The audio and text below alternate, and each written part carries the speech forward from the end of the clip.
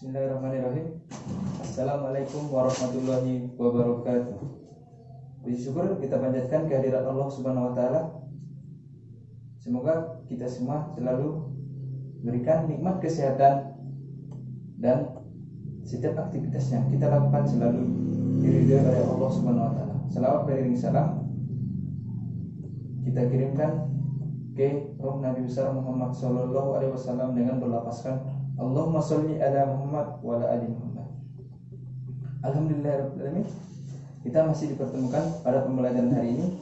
Semoga Anda tetap semangat dan tetap mengikuti pembelajaran dengan baik walaupun kita harus belajar secara jarak jauh, secara daring, namun tidak mengurangi semangat kita semua. Baik Anda, sebelum kita masuk ke materi, alangkah baiknya kita berdoa terlebih dahulu. Berdoa mulai. Doa selesai. Nanti akan Bapak absen Anda akan Bapak cek kehadirannya sesuai dengan tugas yang Anda kumpulkan serta nilai keaktifan Anda dalam berdiskusi akan Bapak jadikan nilai keterampilan bagi Anda semua. Baik Anda semua, kita masuk sesuai janji kita. Pada hari ini kita akan masuk pada pertemuan kedua di bab teorema Pitagoras. Hari ini kita akan membahas tentang menentukan dan memeriksa triple Pitagoras atau tigaan Pitagoras. Dan yang kedua yaitu menentukan jenis segitiga. Kita masuk saja. Yang pertama yaitu menentukan dan memeriksa triple Pitagoras. Apa pula triple Pitagoras? Apa yang dimaksud dengan triple Pitagoras? Pertemuan sebelumnya kita sudah membahas teorema Pitagoras. Sekarang muncul pula triple Pitagoras. Apa yang dimaksud dengan triple Pitagoras? Triple Pitagoras merupakan tigaan bilangan asli atau tiga bilangan asli yang tepat menyatakan ukuran sisi-sisi segitiga siku-siku. Maksudnya tiga buah bilangan asli yang menyatakan ukuran dari sisi-sisi segitiga siku-siku. Jadi yang dinyatakannya itu panjang sisi miringnya, hipotenusanya, dan panjang sisi-sisi lainnya. Dia tiga bilangan yang menyatakan sebuah hukum atau dalil Pitagoras. Secara simpelnya kita dapat memahami demikian. Bagaimana tadi? Secara simpelnya dapat kita nyatakan itu tiga buah bilangan yang menyatakan dalil Pitagoras. Baik, kita perhatikan ini. Kita berikan contohnya bilangan asli, misalnya 5. Bilangan pertama 5, yang kedua 12, yang ketiga 13. Dari tiga bilangan ini, bilangan yang paling besar berapa adalah? Bilangan yang terbesar yaitu 13. Maka kita akan cek apakah jumlah kodrat bilangan terbesar akan sama dengan jumlah kodrat buah bilangan lainnya. 13 kodrat berapa? Nanda? 13 kodrat yaitu 169. 5 kodrat berapa hasilnya? 5 kodrat 5 dikali 5 25. 12 kodrat itu 144.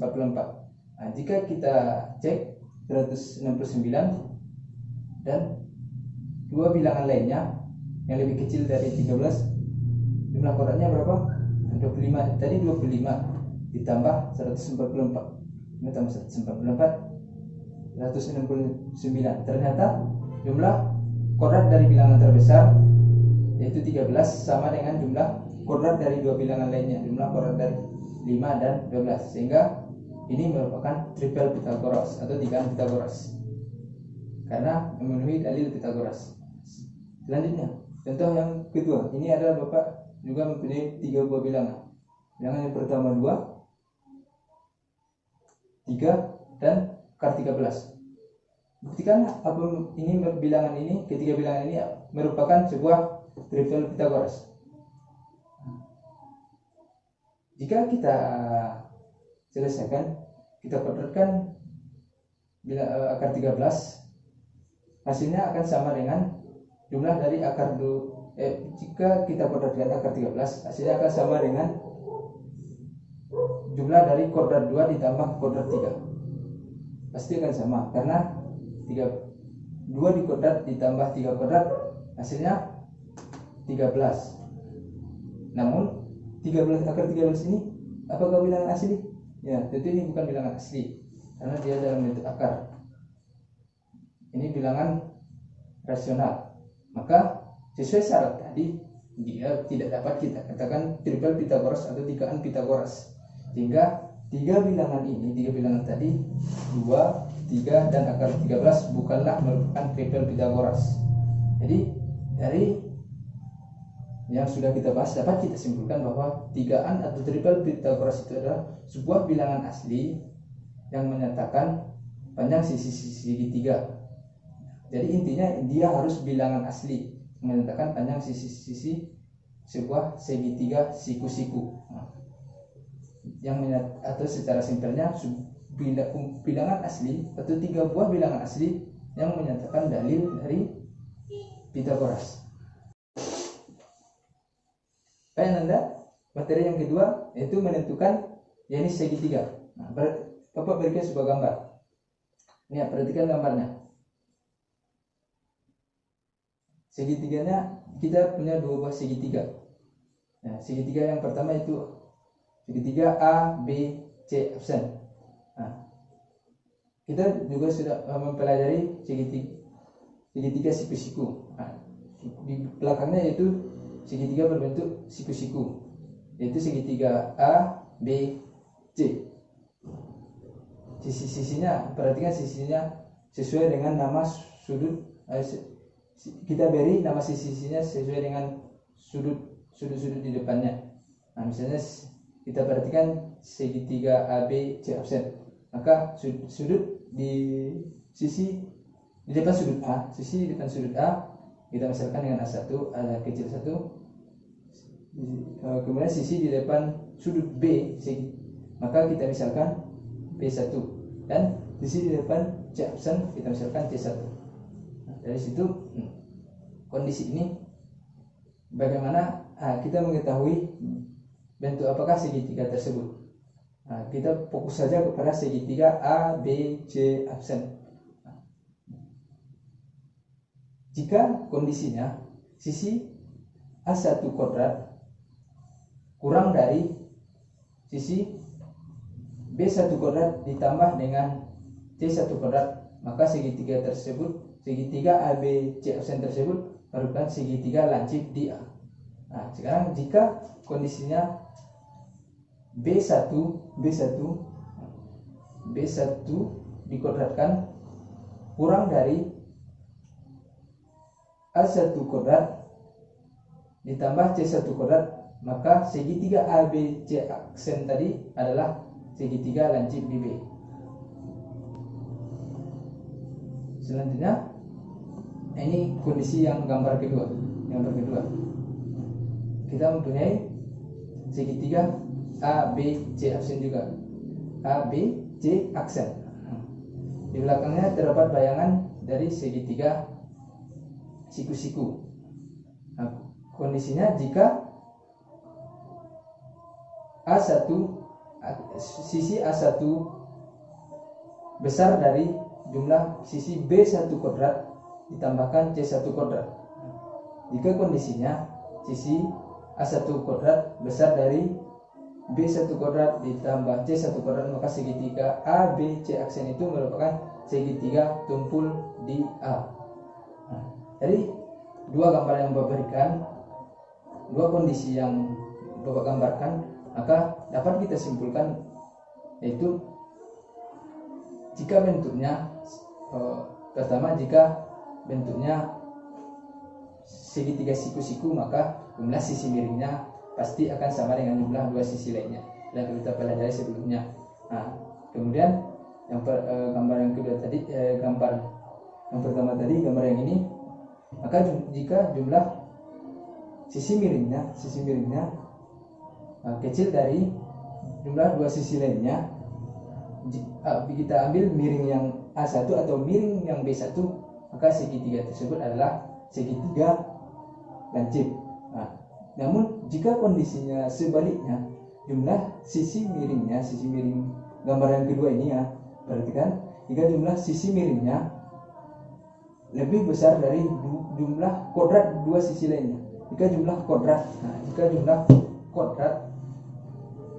kodrat dari sisi miringnya, gambar yang kedua ini, jika kodrat dari sisi miringnya lebih besar dari jumlah kodrat dua sisi lainnya,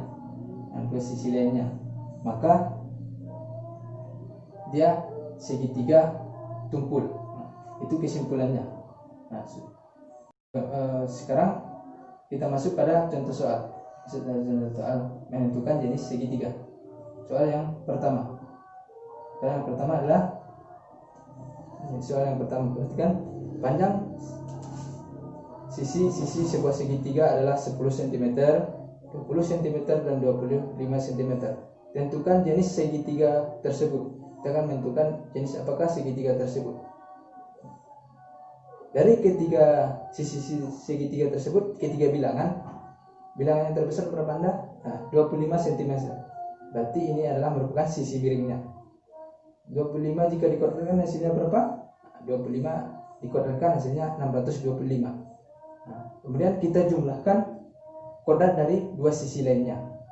Jadi yang ada 10 dan 20 cm. Kita jumlahkan kodrat dari 10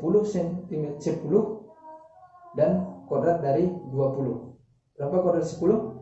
100 ditambah dengan kodrat 20, 400. Berapa jumlahnya? 100 tambah 400, 500. Jadi kita dapatkan tadi sisi miringnya.